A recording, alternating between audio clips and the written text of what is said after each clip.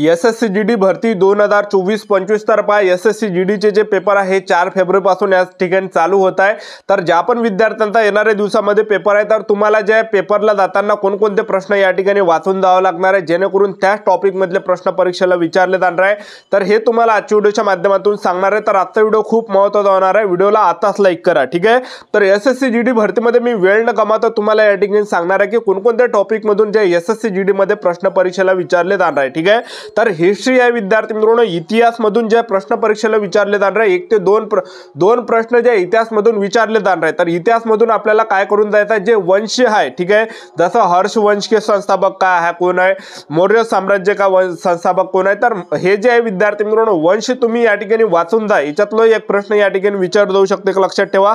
किंवा सिंधू घाटी सभ्यता वाचून तुम्ही जा, त्याचबरोबर जे आहे जैन आणि बौद्ध धर्म तुम्हाला वाचून जायचं आहे, त्याचबरोबर जे दिल्ली सल्तनत तुम्हाला वाचून जायचं आहे, विजयनगर साम्राज्य तुम्हाला वाचून जायचं आहे, त्याचबरोबर जे ब्रिटिश काळ तुम्हाला वाचून जायचं आहे, त्याचबरोबर 1857 ची क्रांती, काँग्रेस इतिहास तुम्हाला वाचून जायचा आहे, त्याचबरोबर आंदोलन तुम्हाला वाचायचे आहे, त्याचबरोबर ज्या संस्था आणि संस्थापक तुम्हाला वाचायचे आहे, त्याचबरोबर भारताचे महत्त्वपूर्ण युद्ध तुम्हाला वाचायचे आहे, ठीक आहे। प्लासीचं युद्ध कुठं झालं, जे पण महत्त्वाचे युद्ध आहे ते युद्ध तुम्हाला वाचून जायचे। तर यापैकी जे विद्यार्थी मित्रांनो 2 प्रश्न फसणार एक लक्षात ठेवा, ठीक आहे। आणि महात्मा गांधीचे सुद्धा काही ना काही प्रश्न तुम्हाला वाचून जातात, ठीक आहे। तर तुम्ही हे प्रश्न एक तर यूट्यूबवर सर्च करू शकता, जर तुम्हाला हे टॉपिक लागत असेल तर यूट्यूबवर सुद्धा तुम्ही पाहू शकता, किंवा मग लुसेंट मधून सुद्धा तुम्हाला या ठिकाणी हे टॉपिक भेटू शकते, एक लक्षात ठेवा, ठीक आहे। यूट्यूबवरच तुम्हाला भेटणार आहे, कारण की यूट्यूबवर ढेर सारं जे विद्यार्थी मित्रांनो त्या ठिकाणी भंडार पडलेला आहे, एक लक्षात ठेवा, ठीक आहे।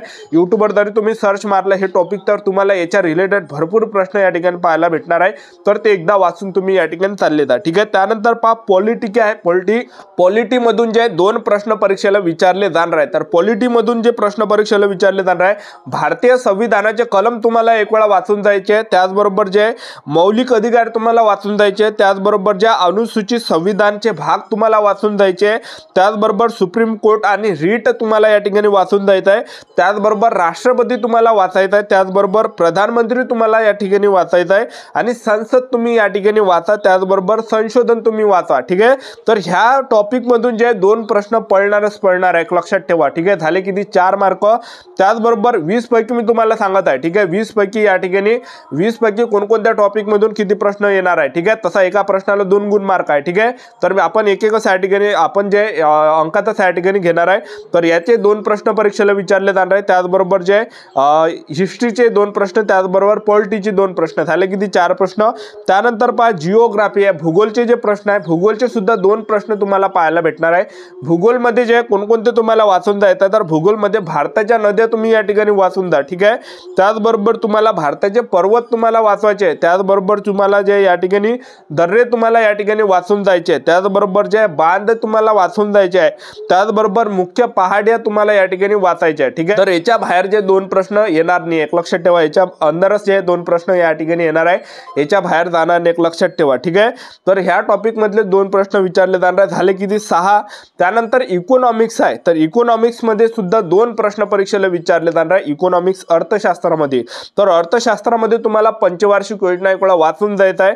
पंचवार्षिक योजनेचे जर काय काय शिप मध्ये ते काय करते, काय काय शिप मध्ये पंचवार्षिक प्रश्न टाकते, काय काय शिप मध्ये मग त्याचबरोबर एक तर पंचवार्षिक तुम्ही वाचून जा, त्याचबरोबर जनगणनाचे प्रश्न तुम्हाला वाचून जायचे, त्याचबरोबर भारतीय रिझर्व्ह बँकेचे तुम्हाला प्रश्न या ठिकाणी वाचून जायचे। तर ह्या 3 टॉपिक मधलेच प्रश्न परीक्षेला विचारले जाते, याच्या बाहेर अर्थशास्त्राचे प्रश्न विचारले जात नाही, एक लक्षात ठेवा, ठीक आहे। आणि यामध्ये ते कसे करते, कोणकोणत्या पहिली जर शिफ्ट असले त्यामध्ये काय करते, ते पहिल्या शिफ्ट मध्ये ते काय करते, पंचवार्षिक योजनेचे प्रश्न टाकते, आणि दुसरी जी शिफ्ट आहे त्यामध्ये जे जनगणनेचे टाकते, आणि चौथी शिफ्ट आली एखादी तर त्यामध्ये भारतीय रिझर्व्ह बँकच्या रिलेटेड टाकते। म्हणजे ह्यापैकी ते वेगवेगळ्या शिफ्ट मध्ये वेगवेगळे सुद्धा टाकते प्रश्न, एक लक्षात ठेवा। तर ह्या जे विद्यार्थी मित्रांनो याच्यातूनच आपल्याला वाचायचे, एक लक्षात ठेवा, ठीक आहे। तर झाले की ते आपले हे 8 प्रश्न या ठिकाणी झालेले आहे। त्यानंतर स्टॅटिक जीकेचे 5 प्रश्न तर परीक्षेला विचारले जाणार आहे, स्टॅटिक जीकेचे 5 प्रश्न या ठिकाणी विचारले जाणार आहे। तर यामध्ये लोकनृत्याचे विचारले जाणार आहे, लोकनृत्य टॉपिकचे, ठीक आहे। लोकनृत्य टॉपिकचा 1 प्रश्न विचारला जाणार आहे। त्याचबरोबर शास्त्रीय नर्तक आणि नर्तक म्हणजे जसं तबला वादक कोण आहे बा, त्याचबरोबर शहनाई वादक कोण आहे, बिस्मिल्ला खान कोणत्या वाद्याशी संबंधित आहे, झाकीर हुसेन कोणत्या वाद्याशी संबंधित आहे, पंडित रविशंकर शर्मा कोणत्या या ठिकाणी वाद्याशी संबंधित आहे, बिरजू महाराज कोणत्या वाद्याशी संबंधित आहे, ठीक आहे. अशा रिलेटेड प्रश्न त्या ठिकाणी विचारले जाते, ठीक आहे. त्यानंतर पहा एक प्रश्न तर विचारला जाणार आहे याच्या रिलेटेड. त्याचबरोबर त्योहार विचारला जाणार आहे. बोनालू त्योहार कोणत्या राज्यात आहे. त्याचबरोबर जे चितिरई त्योहार कोणत्या राज्यात आहे. त्याचबरोबर जे योत्सांग त्योहार कोणत्या राज्यात आहे. त्योहारचा एक प्रश्न परीक्षेला विचारले जाणार आहे. झाले किती 3 प्रश्न हे. त्याचबरोबर जे भारताची कला आणि रूपच्या रिलेटेड त्या ठिकाणी विचारले जाणार आहे. आणि त्याचबरोबर वाद्ययंत्राच्या रिलेटेड सुद्धा प्रश्न परीक्षेला या ठिकाणी तुम्हाला पाहायला भेटणार आहे, ठीक आहे. वाद्ययंत्राचे सुद्धा या ठिकाणी प्रश्न येणार आहे.